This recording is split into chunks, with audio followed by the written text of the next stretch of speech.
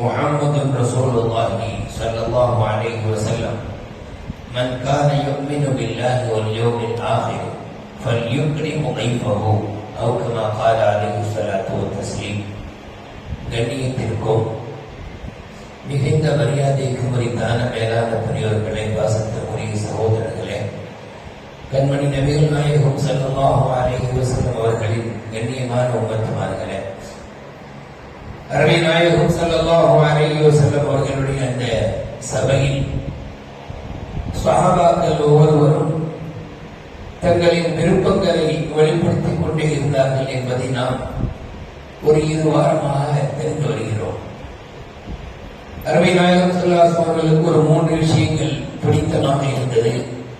Abu Bakr Siddique ரலியல்லாஹு தஆலா அவர்களுக்கு 3 விஷயம் பிடித்திருந்தது. அதற்கு உஸ்மான் இப்னு அஃபான் அவர்களுக்கு 3 விஷயங்கள் விருப்பமானதாக இருந்தது. அதுபோல அதற்கு அலி ரலியல்லாஹு தஆலா அவர்களும் சொல்கிறார்கள், எனக்கும் 3 விஷயங்கள் மிக பிடித்தமானது. அதில் முதலாவதாக அவர்கள் குறிப்பிடும் போது இக்ராமுல் மைஃப், விருந்தினர்களை உபசரிப்பது, கண்ணியப்படுத்துவது எனக்கு மிகவும் பிடித்தமான ஒன்று என்று சொல்கிறார்கள். மேலான பெரியவர்களே, பொதுவாகவே பிறரை உபசரிப்பதற்கு, பிறரை விருந்தாளியாக நாம் அனுமதிப்பதற்கு, அல்லது சுருக்கமாக சொல்வதனால் நம் வீட்டிற்கு விருந்தாளிகள் வருவதை நாம் விரும்புவது என்பது அதற்கு ஒரு பெரிய விசாலமான மனம் வேண்டும். பணம் இருப்பது அவசியம் இல்லை. நாம் நினைக்கிறோம் பணம் இருப்பவர்கள் விருந்தாளிகளை அதிகமாக கவனிப்பார்கள், பணம் இல்லாதவர்கள் விருந்தாளிகளை விரும்ப மாட்டார்கள் என்று நினைக்கிறோம். ஆனால் அலி ரலியல்லாஹு தஆலா அவர்கள் விருந்தினர்களை உபசரிப்பதை விரும்புகிறார்களே, அவர்களுக்கு பணமெல்லாம் ஒன்றுமில்லை. அபூ தாலிபுடைய மரணத்திற்கு பின்பு, தந்தை அபூ தாலிபுடைய மரணத்திற்கு பின்பு ஹஜ்ரத் ரசூலுல்லாஹி ஸல்லல்லாஹு அலைஹி வஸல்லம் அந்த தயவில் தான் வளர்ந்து வருகிறார்கள். அன்றாடம் ஏதேனும் வேலைகள் கிடைக்கும், அந்த வேலைகளை செய்து அதனுடைய கூலியை கொண்டு வீட்டினுடைய தேவைகளை நிறைவேற்றி தருவார்கள்.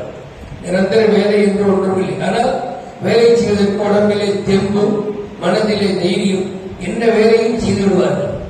ஏதாவது வேலை செய்ய வேண்டும் என்கிற உத்வேகத்தோடு ஒவ்வொரு நாளும் காலையில் எழுந்திருப்பார்கள். அதற்கு அலி ரலியல்லாஹு அன்ஹு சொல்கிறார்கள், எனக்கு விருந்தாளிகளை உபசரிப்பது மிக பிடித்தமானது. இஸ்லாமிய பெரியவர்களே, விருந்தாளிகளை உபசரிப்பது என்பது அது ஏதோ ஒரு ஓரஞ்சாரமான விஷயம் என்று நாம் வழங்கிடக்கூடாது. இஸ்லாத்திற்கும் விருந்து உபசரிப்புக்கும் மத்தியில் மிக பெரும் சம்பந்தம் உண்டு. நமக்கு இஸ்லாம் எந்த நாட்டின் வழியாக, எந்த மக்களின் வழியாக வந்ததோ அந்த அரபுகள் விருந்து உபசரிப்பிலே பெயரோடு அவர்கள். காரணம், அவர்களின் தந்தை, அரபுகளின் தந்தையாகிய இப்ராஹிம் அலைஹிஸ்ஸலாத்து வஸ்ஸலாம் அவர்களுக்கு விருந்து உபசரிப்பது மிக பிடித்தமாக இருக்கும். அவர்கள் ஒரு நாளும் வீட்டிலே, ஒரு கட்டத்தில், அதாவது அவர்கள் அந்த நம்ரூதுடைய அழிவுக்கெல்லாம் பிறகு ஒரு நல்ல நிலையில் வாழ்ந்து மக்களை அல்லாஹ் ஒருவன் என்கிற அந்த கொள்கையின் பால் அழைத்தார்களா இல்லையா? அந்த சமயத்தில் அவர்களுக்கு ஒவ்வொரு நாளும் விருந்தாளிகள் இல்லாமல் உணவு உண்டதே இல்லை. ஒரு நாள் உணவை சமைத்து வைத்திருக்கிறார்கள், விருந்தாளிகளை காணும். ஒரு வழியாக தேடி பிடித்து ஒரு வயதான ஒருவரை அழைத்து வந்து விட்டார்கள். அவர் இஸ்லாத்திற்கு வெளியில் உள்ளவர், ஒரு காபிரான மனிதர். அல்லது அவரை அழைத்து உட்கார வைத்து, அல்லாஹ் அவருடைய பெயரை கொண்டு என்னுடைய விருந்தை உண்ணுங்கள் என்று சொன்னார் இப்ராஹிம் அலைஹிஸ்ஸலாத்து வஸ்ஸலாம். அந்த மனிதர் சொன்னாரு, நான் அப்படி இல்லை, அல்லாஹ்வுடைய பெயரை கொண்டெல்லாம் உண்ண மாட்டேன், நான் சும்மா தான் சாப்பிடுவேன், அல்லாஹ் என்றால் யார் எனக்கு தெரியாது. ஒரு கோபம் வந்துச்சு. கனிவார்களுக்கு எவ்வளவு முஹப்பத், எவ்வளவு சமுதாயத்தின் மீது அக்கறையோ அதே அளவுக்கு கோபமும் பட்டனவர். உடனே அவர் என்ன செஞ்சாங்க, எதிர்த்து போங்க அப்படின்னு தொடங்கி விட்டார். ஏன்னா இதுவரைக்கும் அவர்கள் விருந்து கொடுத்திருக்கிறார்கள். வந்தவர்கள் எல்லாம் பிஸ்மில்லாஹிர் ரஹ்மானிர் ரஹீம் என்று சொல்லி, அல்லது பிஸ்மிக்கல்லாஹ் உம்ம என்று சொல்லி உணவு உண்ணுகிறார்கள். இவர் நான் பிஸ்மி சொல்ல மாட்டேன், அல்லாஹ்வின் பெயரை கொண்டு உண்ண மாட்டேன் என்று சொன்னது அவரை மிரட்டி விட்டார். அல்லாஹ் தஆலா வழிநடத்துகிறார். அந்த மனிதருக்கு நான் 80 வருஷமா ரிஸ்க் கொடுத்திருக்கிறேன். அந்த மனிதருக்கு நான் 80 வருஷமா ரிஸ்க் கொடுக்கிறேன். இத்தனைக்கும் அவர் என்ன வணங்கல. அவர் சிலைகளை வணங்கிக் கொண்டிருக்கிறார். என் பெயரை அவர் உச்சரித்ததில்லை, ஆனால் அவருக்கு நான் 80 வருஷமாக தருகிறேன். ஒரு நேரம் அவர் என்னுடைய பெயரை சொல்லலை என்பதற்காக நீ வணங்கிட்டீர்கள் அப்படின்னு சொன்ன உடனே இந்த ஹஜ்ரத் இப்ராஹிம் அலைஹிஸ்ஸலாம் அவர்கள் அவரை தேடி போய் என்னை மன்னித்துக் கொள்ளுங்கள், என்னுடைய உணவை உண்ணு வாருங்கள் என்று அழைத்து வந்து அந்த சம்பவத்தை சொன்னார். என்னங்க எங்க கல்வி ஒன்று திருப்பி கூப்பிடுறீங்களா? இல்ல, என்னுடைய ரப்பு அடியிருக்கிறான், 80 வருஷமா அவங்களுக்கு இதுக்கு தர்றானா, நீங்க அவனை வணங்கியதும் இல்லையா, அவனை ஒருவன் என்று சொன்னதும் இல்லையா அப்படின்னு சொன்னது அவருடைய மனதில் ஒரு உறுத்தம் ஏற்பட்டு அந்த இடத்திலேயே கலிமாவை சொல்லி முஸ்லிமானார். ஆக இந்த விருந்து உபசரிப்பு என்பது அது அரபு மக்களிடத்துல ஒரு ஊன்றி போன ஒன்று, அதிகமாக அவரிடத்திலே வெளியாகக்கூடிய ஒன்று. அதனால அந்த சந்ததியில வந்து அயதில்லானவுக்கு அந்த ஆசையும் ஆர்வமும் இருந்தது. நபிகள் நாயகம் ஸல்லல்லாஹு அலைஹி ஹதீஸிலே சொல்வார்கள், மன் கான யுமினு பில்லாஹி வல் யௌமில் ஆகிர், அல்லாஹ்வை கொண்டும் மறுமை நாளை கொண்டும் ஈமான் கொண்ட மனிதர் ஃபல்யுக்ரிம் தைஃபஹு, தனது விருந்தாளியை உபசரிக்கட்டும், கண்ணியப்படுத்தட்டும். நம்ம வீட்டிற்கு விருந்தாளிகள் வந்தால் அவர்கள் வெறும் கையோடு வருவதில்லை, ஒரு பரக்கத்தம் அல்லாஹ் அவனுடைய அருளை சுமந்து வந்து நம்முடைய வீட்டிலே விட்டு விட்டு செல்கிறார்கள். அவர்கள் விருந்தை ஒன்று விட்டு மனதில் துவா செய்து செல்லும் போது எப்படி செல்கிறார்கள்? துவா செய்கிற போது அல்லாஹ் உங்களுக்கு பரக்கத் செய்வானாக. இது ஒரு பெரிய துவா. அதற்கு அலிரலியல்லாஹு சொல்றாங்க, எனக்கு விருந்தாளிகளை உபசரிப்பது மிகவும் பிடிக்கும். ஒரு நாள் அவர்கள் கூலி வேலைக்கு சென்றார்கள்.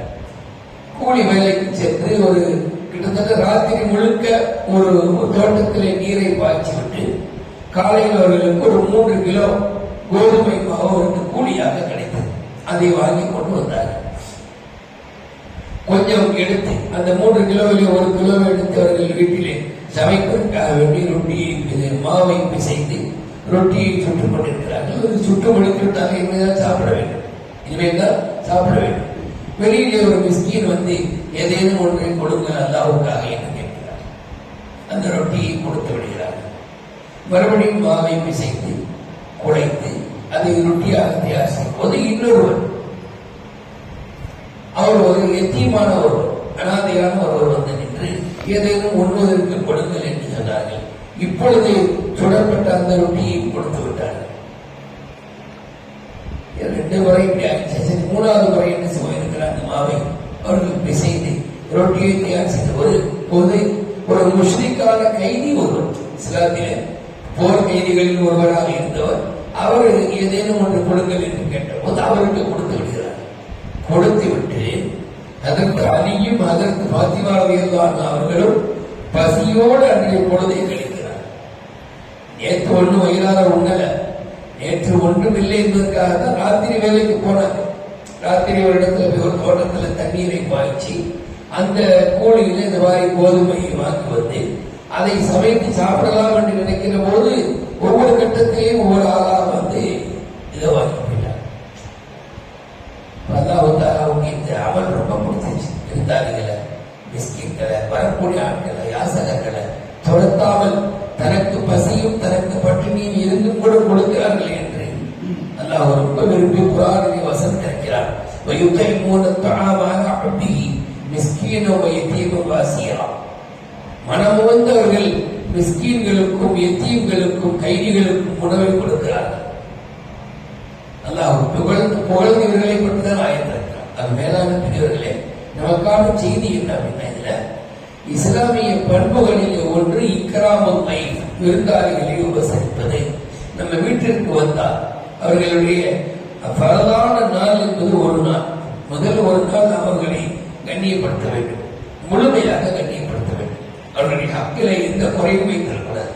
அதை அடுத்து 2 நாட்கள் 3 நாட்கள் வரைந்தால் விருந்தாளிகளுக்கு உண்டான ஒரு நல்ல ஒரு விசாலமான டைம் என்று சொல்கிறார்கள். ஹாத்தமன் நபியின் சொல்றார்கள். அதை அடுத்து அந்த விருந்தாளிகள் புறப்பட்டு விட வேண்டும். காரணம், அந்த வீட்டில் உள்ள நபர்களுக்கு அது பாரமாக ஆகிவிடக்கூடாது என்பதற்காக. வேளாண் பெரியவர்களே, அப்படியானால் இதுபோல நல்லதொரு எண்ணங்களும் ஆசைகளும் நமக்கு உண்டாக வேண்டும். நம் வீட்டிற்கு யார் வந்தால் அவர்கள் ஒன்றும் கொடுக்காமலோ குடிக்கவோ அல்லது உண்ணவோ கொடுக்காமல் நாம் அனுப்பிவிடக்கூடாது. நீங்கள் எல்லாம் வெளிநாடுகளிலே வேலை பார்த்திருப்பீர்கள். அரபுகளுடைய வீடுகளிலே எப்பொழுதும் உள்ளே நுழைந்ததும் அங்கே இருக்கக்கூடிய அந்த டைனிங் டேபிளில் ஏதேனும் சில பக்ஷணங்கள் இருக்கும். பிரியாணி அந்த இதெல்லாம் அப்புறம் பேரித்த பழங்கள், அந்த நட்ஸுகள் இதெல்லாம் வைத்திருக்கிறார்கள். அவர்கள் சாப்பிடுவதற்கு விருந்தாளிகள் வந்தார்கள், அவரை வைத்து முதல் கட்டமாக அதை கொடுப்பார். அது ஒரு நட்பண்புகளையும் உண்டு. நம்ம இஸ்லாமிய பெரியவர்களே, இதுபோல நல்ல பண்புகளை நாம் நமக்குள்ளே உண்டாக்கிக் கொள்ள வேண்டும். வல்ல நாயன் நம்மை முழுமையான முஸ்லிம்களாக நல்ல பண்புகளை விரும்பி அதை செயல்படுத்தக்கூடிய முஸ்லிம்களாக அருள் புரிவானாக. ஆமீன் ஆமீன் யா ரப்பல் ஆலமீன். அஸ்ஸலாமு அலைக்கும்.